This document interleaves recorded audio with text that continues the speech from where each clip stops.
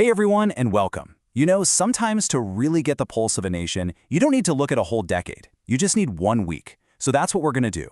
We're going to take a few seemingly random events that all went down in early November 2025 and piece them together to see what larger story they're telling us about modern India. So really, what can 1 week tell us?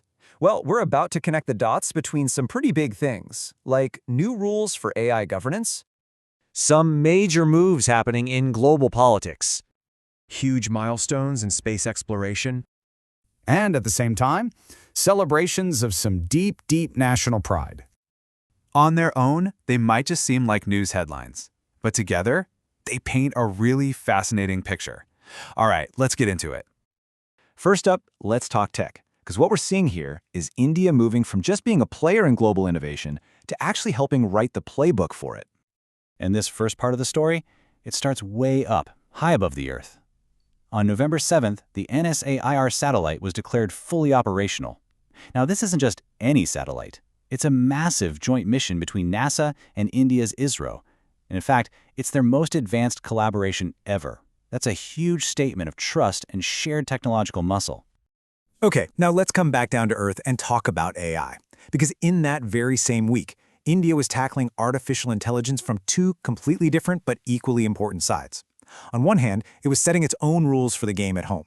And on the other, one of the biggest names in AI was basically giving a massive nod to India's unique place in the world.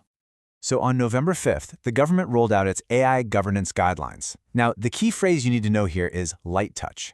The idea isn't to create heavy-handed rules that could kill innovation. Instead, it's about building a flexible framework that lets the technology grow while still managing the risks. It's a really tricky balancing act for sure. And just as that's happening, something really significant is going on over on the global stage. OpenAI, the company that made ChatGPT, launched something called IndyQA.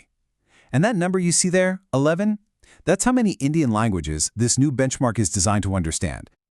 So why is this such a big deal? Well, get this.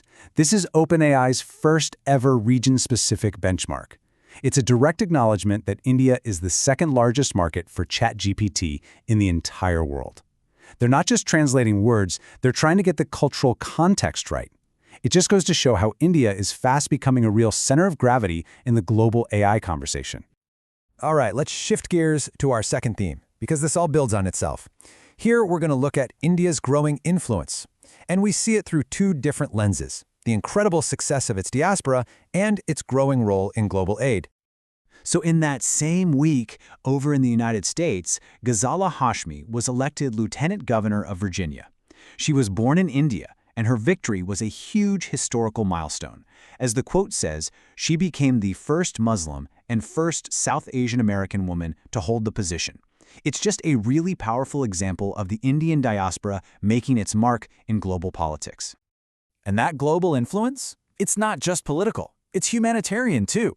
In that same week, India sent out its first major shipment of fortified rice to Papua New Guinea. The process is pretty straightforward, but absolutely vital.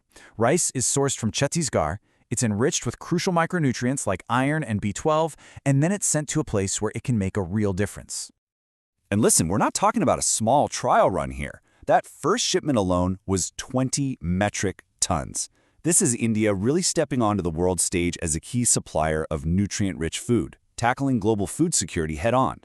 Okay, for our final piece of the puzzle, we've got this incredible contrast playing out. You have a nation that's honoring its deep, rich history, and at the same time, it's flexing its modern, self-reliant military power. So this part of the story starts with a look way, way back. 150 years to be exact. That's the anniversary being celebrated for Vande Mataram, one of India's most important national songs and a really powerful symbol of its struggle for freedom. The song was actually written on November 7, 1875, and it became this incredible anthem for freedom fighters.